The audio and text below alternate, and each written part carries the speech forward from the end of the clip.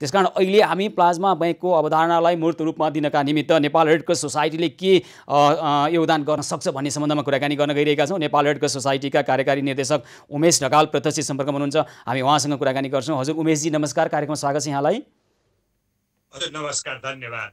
हजुर नमस्कार। अब लामो समयदेखि नेपाल रेड क्रस सोसाइटीले रक्त सञ्चार सेवामा प्रभावकारी ढङ्गबाट काम गरिरहेको छ र अहिले झन् अझै केही पहल लिनुपर्ने आवश्यकता देखेका छौँ हामीले चाहिँ। कम्तीमा प्लाज्मा बैंकको अवधारणालाई मूर्त रूप दिन सकियो भने अहिले विभिन्न अस्पतालमा प्लाज्मा थेरापीबाट उपचार भइरहेको छ। यसका लागि केही सहयोग हुन्थ्यो कि नेपाल रेड क्रस सोसाइटीले के गर्न सक्छ उमेशजी यसका निमित्त? धेरै धेरै धन्यवाद यो अवसरको निम्ति। नेपालमा नेपाल रेड क्रस सोसाइटीले 2023 सालदेखि नै रक्त सञ्चार सेवाको क्षेत्रमा काम गर्दै आइरहेको छ र अहिले हामीले देशव्यापी रूपमा चाहिँ यो सेवालाई निरन्तर रूपमा अगाडि बढाइराखेको छौँ। र जहाँसम्म यो कोभिड-19 को सन्दर्भ छ, विशेष गरी चाहिँ कोरोनाबाट सङ्क्रमितहरूलाई चाहिँ प्लाज्मा थेरापीबाट उपचार गर्ने सवाल छ, त्यो विषयमा पनि हामीले चाहिँ छलफलको थालनी गरिसकेका छौँ। म एउटा कुरा यहाँ जानकारीको निम्ति अनुरोध गर्न चाहन्छु, त्यो के भने यो रक्त सञ्चार सेवाको निम्ति अहिले छुट्टै ब्युरो गठन गरिसकेको छ नेपाल सरकारले र राष्ट्रिय जनस्वास्थ्य प्रयोगशालासँग मिलेर नेपाल रेड क्रसको हाम्रो निर्देशकज्यू पनि त्यसमा संलग्न भएर एउटा चाहिँ स्ट्यान्डर्ड अपरेटिङ प्रोसिडियर तयार भएको छ र त्यसको चाहिँ एप्रुभलको निम्ति मन्त्रालयमा अहिले पेश गरेको अवस्था छ र त्यो एप्रुभलको निम्ति हामीले चाहिँ वेट गरिरहेको अवस्था छ एउटा भने। अर्कोतर्फ चाहिँ हिजो मात्र हामीले चाहिँ हाम्रा चाहिँ पदाधिकारीज्यूहरू, रक्त सञ्चार सेवाका निर्देशकहरू र हामी केही की स्टाफहरू बसेर चाहिँ अहिलेको यो अवस्थामा सङ्क्रमण बढिराखेको छ, बढीभन्दा बढी मानिस प्रभावित भइराखेको छ, मृत्युको सङ्ख्या पनि बढिरहेको सन्दर्भमा चाहिँ के कसरी काम गर्न सकिन्छ भनेर छलफल गऱ्यौँ। र त्यो सन्दर्भमा चाहिँ हामीले चाहिँ अब यसलाई अगाडि बढाउनुपर्छ। त्यसको निम्ति चाहिँ सरकारसँग केही थप छलफल गरेर अथोराइजेसनहरूको लागि अनुरोध पनि गर्नुपर्छ। अब एसओपी पनि बनिसकेको, त्यो एसओपी एप्रुभल भएर आयो भने त्यसले पनि हामीलाई काम गर्न सजिलो बनाउँछ भन्ने एउटा सन्दर्भ छ। र दोस्रो सन्दर्भ यहाँले चाहिँ अब यो प्लाज्मा ब्याङ्कको चाहिँ उल्लेख गर्नुभयो। वास्तवमा अब यो प्लाज्मा ब्याङ्क भन्दा पनि अर्को महत्त्वपूर्ण कुरा चाहिँ यहाँले भन्नुभयो, यो हामी सबैको चाहिँ मानवीय सङ्कटको बेलामा काम गर्ने जिम्मेवारी कर्तव्यको कुरा हो। Media, Nepal red cross society जस्तो मानवीय संस्था, सरकार, अन्य सङ्घ संस्था मिलेर हामीले सँगै काम गर्नुपर्ने हुन्छ। त्यसको निम्ति चाहिँ हामीले अहिले नै मेरो विचारमा ब्याङ्क स्थापना गर्नुभन्दा पनि हामीसँग उपलब्ध जुन सेवाहरू छ त्यो सेवाहरूबाट नै यो सर्भिसलाई चाहिँ हामीले अगाडि बढाउन सक्छौँ। जस्तो उदाहरणको निम्ति भन्नुपर्दाखेरि हाम्रो अब केन्द्रमा चाहिँ केन्द्रीय रक्त सञ्चार सेवा छ। विभिन्न चाहिँ क्षेत्रहरूमा अब अहिले त प्रदेश भयो, त्यहाँ चाहिँ क्षेत्रीय रक्त सञ्चार सेवाहरू छन्। केही जिल्लाहरूमा चाहिँ अरू किसिमको चाहिँ जिल्ला रक्त सञ्चार सेवाहरू छन्, अस्पतालहरू छन्। र विशेष गरी हामीले चाहिँ ती ठाउँहरू जहाँ चाहिँ यो अलरेडी नै कम्पोनेन्टहरूलाई छुट्याएर काम गर्ने हाम्रो चाहिँ सेवाको उपलब्धता छ, त्यो ठाउँहरूबाट हामीले त्यो काम सुरु गर्न सक्छौँ। र त्यसको निम्ति अब अस्पतालसँग पनि हामी चाहिँ सहकार्य गर्छौँ।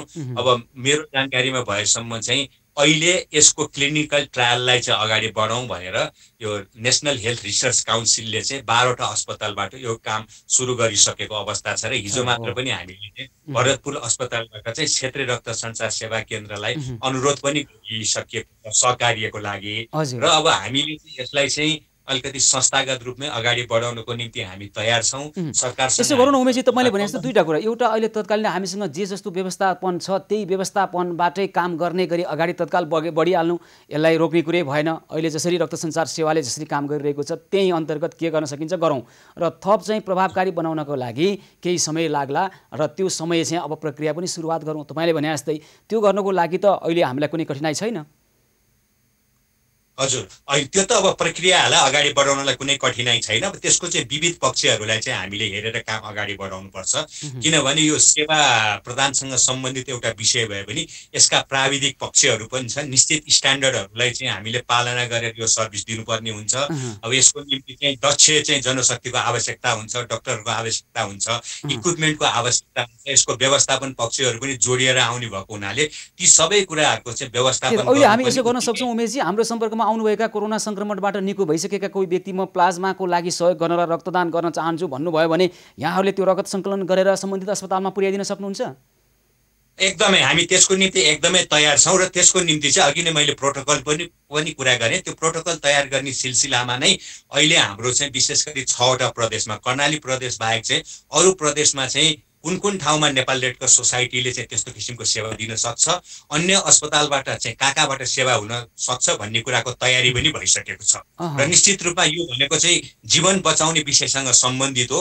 जसरी हामीले चाहिँ अन्य रोगहरूबाट चाहिँ मानिसलाई बचाउनको निम्ति अन्य आवश्यकताको बेलामा चाहिँ सेवा दिनको निम्ति काम गरिरहेका छौँ, यसलाई पनि हामीले त्यसरी नै जोडेर हेरेका छौँ। अब डोनरहरू चाहिँ उपलब्ध भएको अवस्थामा त्यस्ता डोनरहरूबाट चाहिँ हामीले चाहिँ कलेक्ट गरेर प्लाज्मालाई छुट्याएर अस्पतालमा चाहिँ उपलब्ध गराउनको निम्ति हामी तयार छौँ र त्यसको लागि हामीले चाहिँ छलफल तयारीको थालनी पनि गरिसकेका छौँ र त्यसको निम्ति चाहिँ अघि नै पनि मैले उल्लेख गरेँ एफआरएसएस भन्ने विधि हुन्छ, त्यो मेसिनबाट गर्नुपर्छ। अन्य किसिमको प्लाज्मा पनि छुट्याइराखेको छ र विशेष गरी यसको निम्ति पनि हामीले चाहिँ त्यो कामहरू अगाडि बढाउन सक्छौँ र त्यसको लागि चाहिँ हामीले केही तयारीहरू सुरु गरिसकेका छौँ। हुन्छ, अब अहिले तत्कालीन अवस्थामा रहेका व्यवस्थाबाटै अगाडि बढ्दै गर्ने र पछि प्लाज्मा ब्याङ्ककै अवधारणा अन्तर्गत यही अगाडि गरेर प्रभावकारी ढङ्गबाट यो काम गरौँ, तपाईँ हामी सबै मिलेर गर्ने उमेशजी, राष्ट्रलाई देशलाई सङ्कटको अवस्थामा आउँदाखेरि तपाईँ हामी जसले जुन ठाउँबाट जति योगदान गर्न सक्छौँ सबैले मिलेर गरौँ भन्ने हाम्रो यो अभियान हो।